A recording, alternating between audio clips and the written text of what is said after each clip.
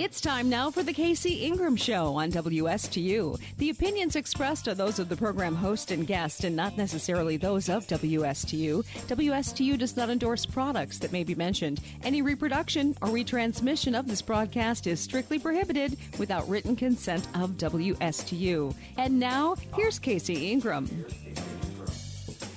Good morning and welcome to another episode here of the Casey Ingram Show. We are pre-recording the show. This will air on WSTU AM 1450 on Wednesday, October 11th at 10 a.m. But right now you can join us live right here on Facebook as I have the Mayor of Stuart in the studio with me, Mayor Troy McDonald. How are you doing today, Troy? Great. Welcome. So happy to be welcomed to your new home here. So exactly, folks, as a little background here, Mayor McDonald was my very first guest a decade ago when I started the radio show. So he has been a repeat guest many times over the years and always a pleasure to have and very informative. So we're going to just talk about updates with the city of Stuart today. But before we get into the show, I want to let everybody know that Indiantown Marina, it's one of South Florida's best boat storage facilities located inland on the Okeechobee Waterway. Indiantown Marina is a well-protected hurricane hull. Indiantown Marina is home to many in the cruising community who find the facility ideally situated and user-friendly. Indiantown Marina also has a do-it-yourself and full-service boat yard offering the best of both worlds when it comes to servicing your vessel. Electrical, mechanical, prop, shaft work, bottom painting, whatever it is, you name it, they can help you out. They also do boat sitting and so much more. For information, call 772-597-2457. or IndiantownMarina.com for more information. Also, as you know, we're coming to you from the Martin County Fairgrounds, and I'm going to be doing an update right after Troy leaves on all the exciting things that are happening here at the fairgrounds. A lot of updates about our move and the fair's coming up, so we're going to talk a little bit about that as well. A lot of fun things. Yeah, lots of exciting things going on. It is. Are you going to join us at the fair, Troy? Absolutely. If I'm available, I will be here. So that is fun. So we'll be able to see him. I'll catch you when you're down here at the fairgrounds. Yeah. I will be here, of course, all week. So. Yeah, you probably won't get to leave much. No, I know it. I think I'm going to need to bring a cot here into the office. Exactly. So we'll see.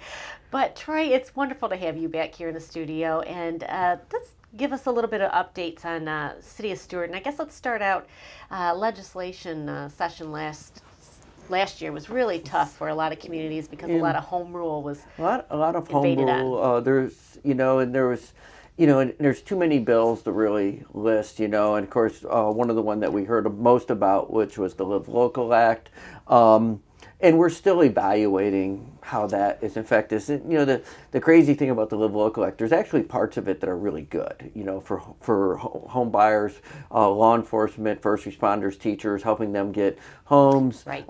Some different financing things. But there was also the side of it that we are concerned about, which is the side that takes away our ability to be involved in approvals as a commission, just turning everything administratively. So far, we really have not seen that used in Stuart yet. There's always people talking about it. We are hearing that there is actually one of the challenges that developers that want to use it is their financing that's available to them. But it's just a matter of time before someone develops a financing tool that works for it. This is, right.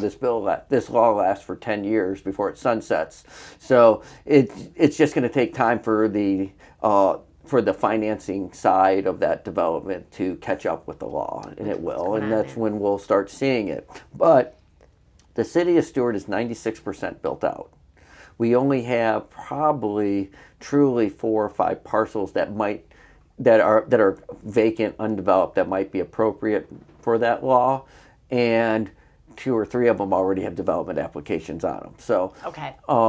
Now I can't say what will happen with redevelopment. I did talk with a property owner recently about redevelopment, his property, and I was worried they might come in and want to tear it down, but no, they're renovating and modifying and improving. So okay. So I think as long as people are putting money back into their commercial developments, I don't think we'll have to worry about those being torn down and turned into, and having that Live Local Act, take effect. But the legislative session does start in January this year. In fact, Thursday is the legislative delegation meeting where they will hear from us. Yes. and I'm sure soon after that we will start hearing from the legislature. And I would anticipate that we'll see more bills eroding home rule. It is the trend in Tallahassee right now. It's actually all over the country, to be honest. It's not just, and you can't sit there and go, oh, this is Tallahassee and it's the Tallahassee Republic. The same thing is happening in California with the California Democrats. It's the state, especially when it comes to development, the state is taking over. And to give them, put them in the best light on the development issues, state of Florida in 2022 was the fastest growing state by population according to the U.S. Census. Wow. At 1.9%. First time in 57 years we were the fastest growing population. 1.9% doesn't seem very much until you take into consideration we have over 22 million people already. So all over the country we're hearing complaints about the housing crisis and affordable housing, and what we can do. I don't know if Live Local solves the affordable housing crisis. I don't necessarily believe it does, but the state feels it will have an effect. It's what they did to put a stab on it, or a Band-Aid on it, I should say. A mandate.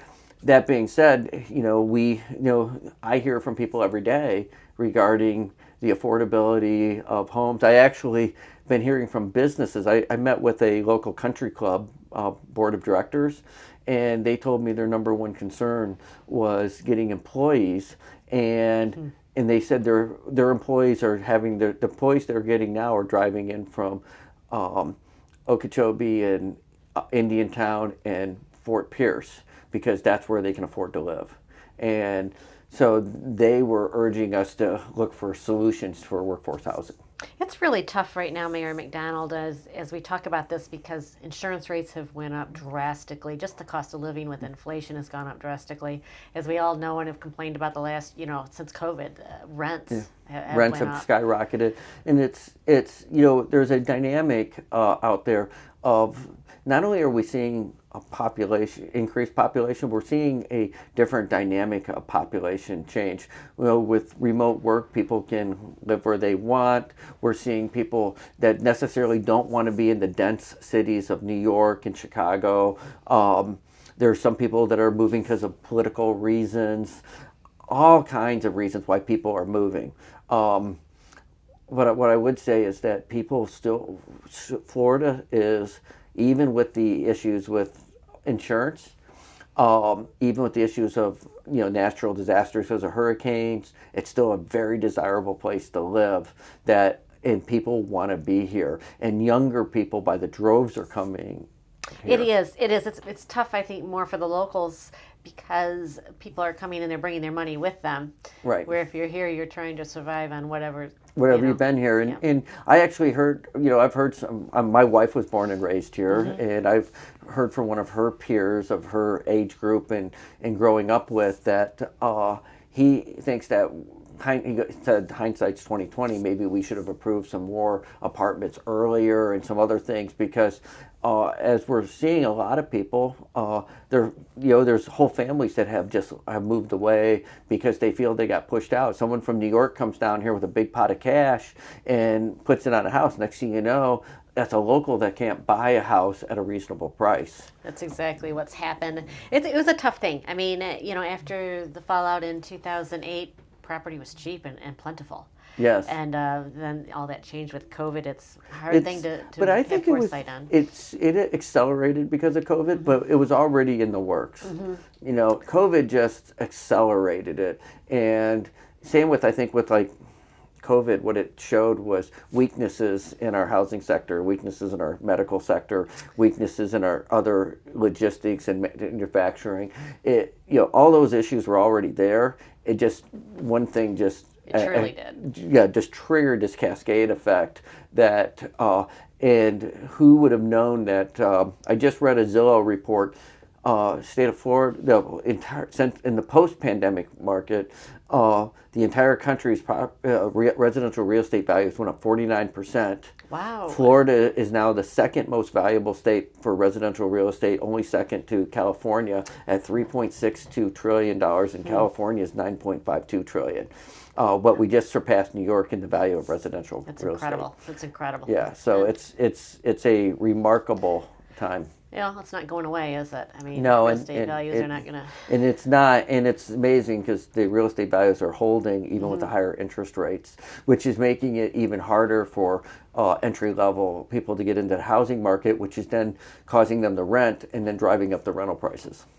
And then back to the Live Local Act, or what we called SB 102 as it was going through session, you said there's really not a lot of parcels, and really that impacted more the commercial parcels, right, that they can build a multifamily Right. and commercial. Kind of open that up a little bit with a clause of affordable housing, which Right. really, that's a subjectable term right there. It is. Well, affordable is a subjective term, and so I think it's at this point it's kind of a wait and see what happens.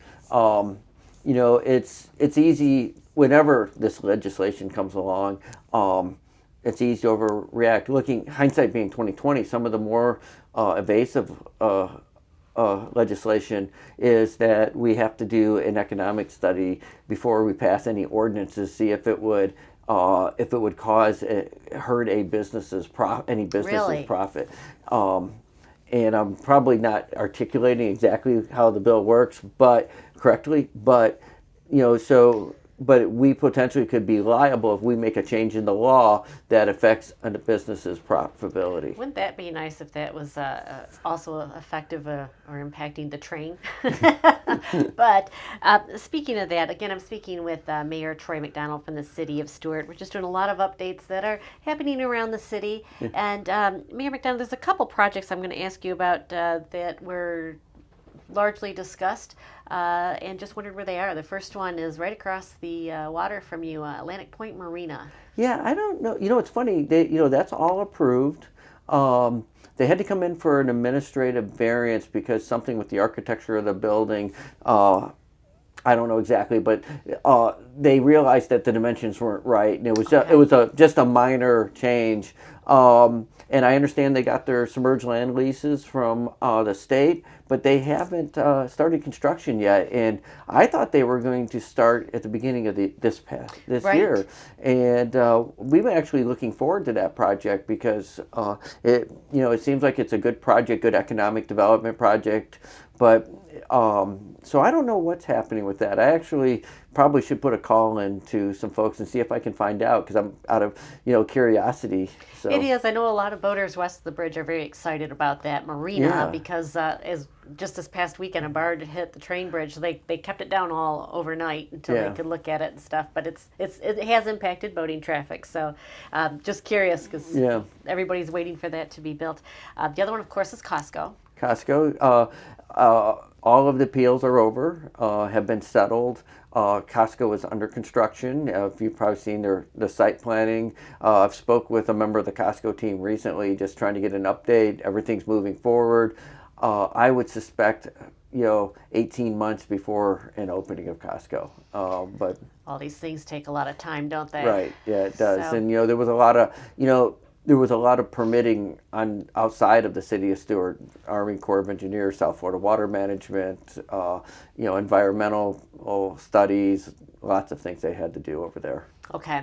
Any other projects on the horizon that might be coming in through the city for you to decide on? Yeah, there's I think an expansion of some car dealerships. I think there might be a apartment aspect of it, a residential aspect of it, is working its way through the system. Really a lot of, for the most part, small stuff right now. Between the election last year and the interest rates rising, and, things have kind of slowed down as far as Stuart is concerned.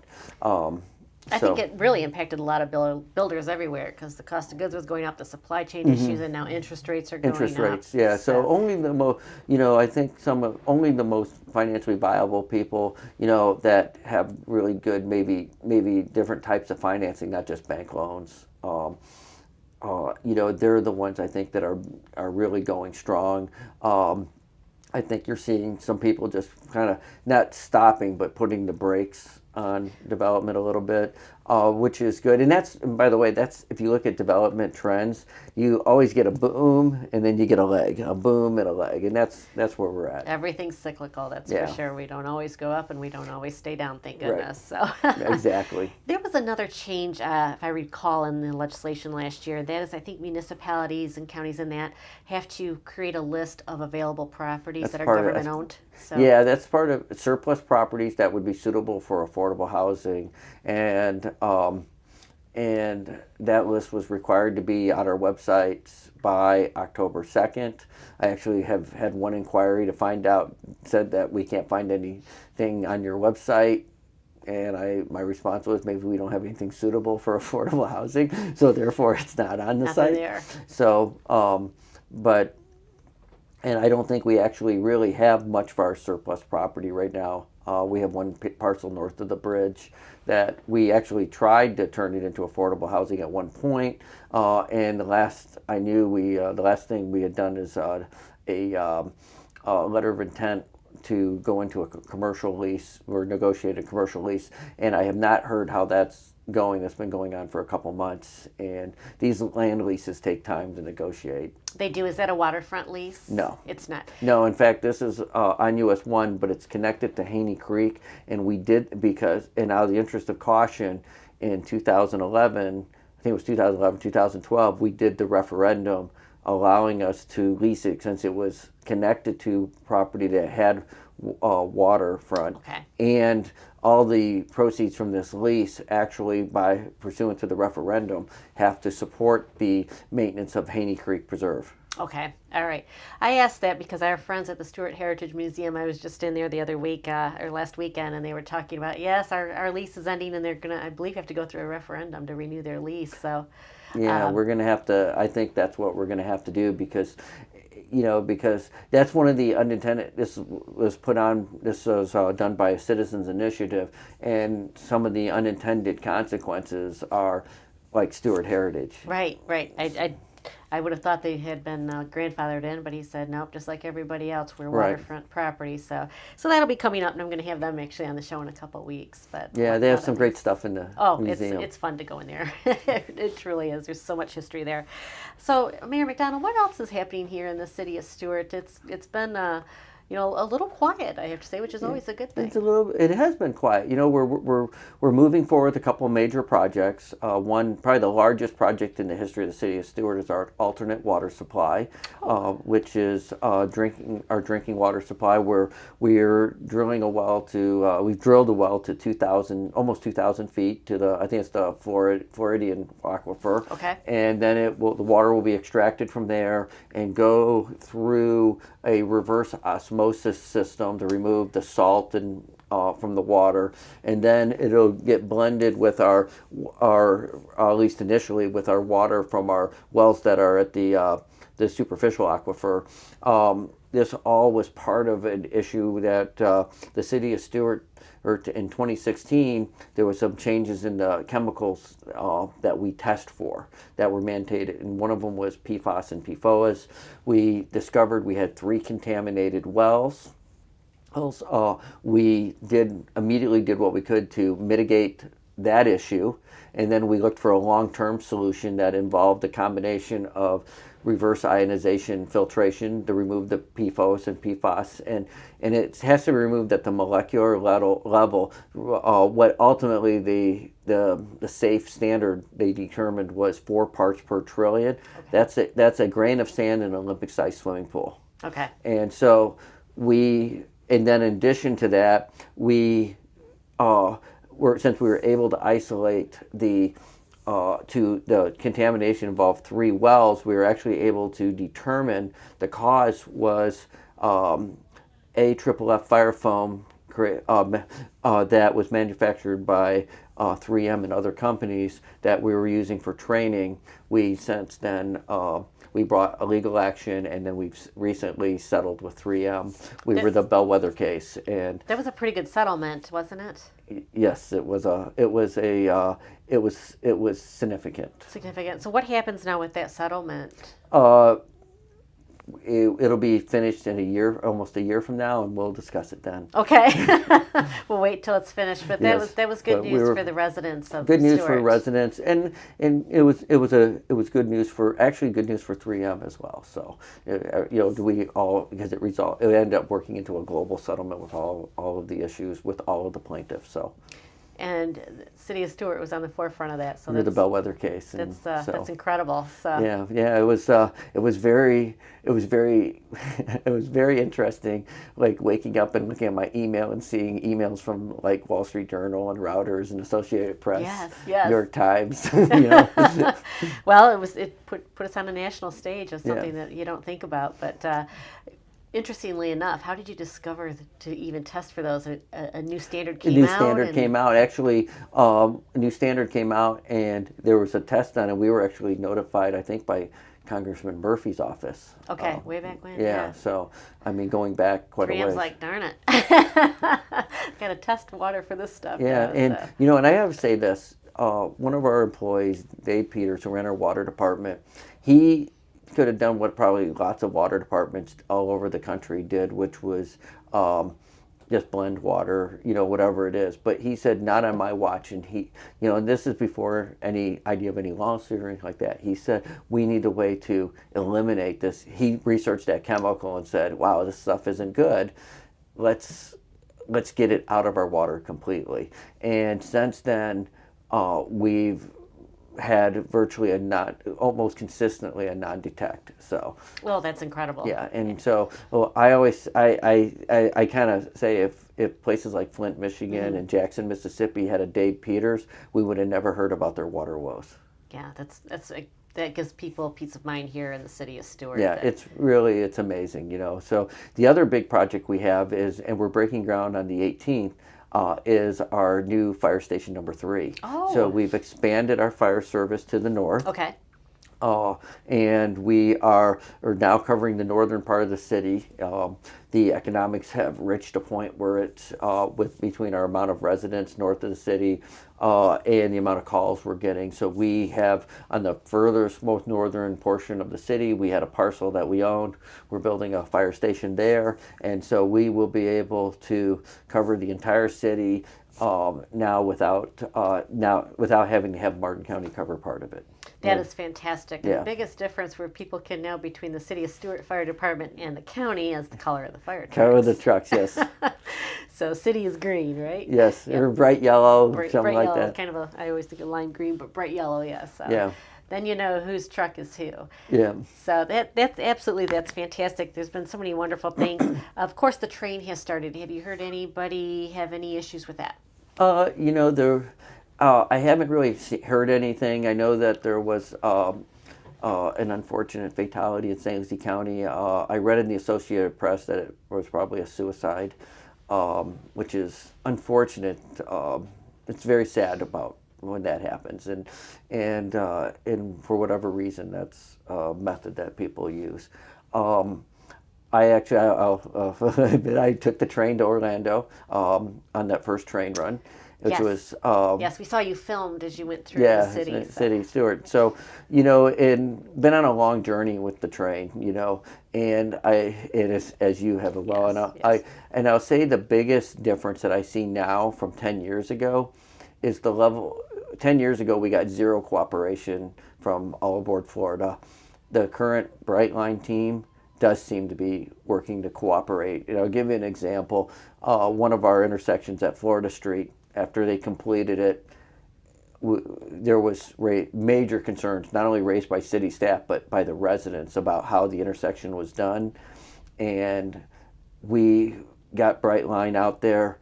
They, at their expense, they didn't have to, but they re-engineered it and reconstructed it to take our issues into concern. If 10 years ago, I would never have believed that would have happened.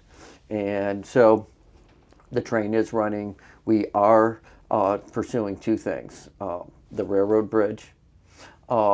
And the railroad bridge, I think, just on the railroad bridge, put Brightline aside, that bridge needs to be replaced regardless. Just the barges can't get through. It's a 1925 bridge that was built when Florida had a population of probably well less than 1 million, and now we have 22 million people with the amount of between the amount of freight and amount of boat traffic. And the bridge doesn't line up with the Dixie Highway Bridge either, and it's only 50 feet wide versus 90 feet wide, and it's 6 feet above sea level. So all of that is a recipe for disaster for maritime without the whole issue about the passenger trains.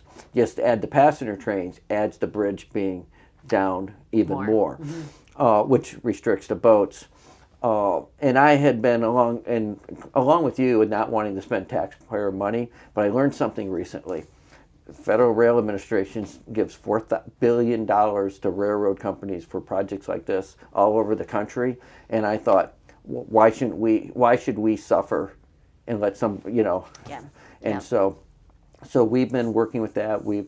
And the city of Stuart is working, I think, far as directly with the Brightline, FDOT, the Federal Rail Administration, to work pursuing that. Second thing we're working on is locating a train station pursuant to Martin County settlement. They have 5 years from, I guess a week ago, with the Orlando service to site and open a train station on the Treasure Coast. If we're going to have the trains going through, and one thing that I am absolutely certain about, whether from people that like the train and people that don't like the train, if it's going to go through, let's get a stop. So we're working on that. I will say it's been an educational evolution. Certainly. And it's certainly is. And if you would have told, if someone would have said 10 years ago that I would have been on the first train to Orlando, I would have said, not after what I've said to a couple of the Brightline people. But here you were. Here we are. But it was interesting, and it was actually, I'll tell you the thing that surprised me most was going up north of Jensen Beach Boulevard, going along the savannas on the east side of the savannas and seeing how beautiful the savannas are. I've never seen it from that view because you can't see it from the road, but you can from the railroad tracks. Commissioner, Mayor Troy McDonald, I appreciate you being with us this half hour. We've really flown through. Oh, wow, we're already done. We have, and I'm going to do another Facebook Live pre-recording for those of you on Facebook. I'm going to have Senator Gail Harrell in here at 11 a.m., and here in a few minutes we're going to start back up with our Facebook Live, and I'm going to give you some fair updates. A lot of exciting things have happened, and we've been working hard here since I've come on the scene, and they always work hard, but I'll let you know what I've been doing in particular. So we'll be back in just a few minutes. We're going to cut off right now, and again, Mayor McDonald, it's always a pleasure and wonderful updates. So I appreciate you coming in here today. Thank you. Always, anytime. Well, I'll have you back. I know. Thank you so much.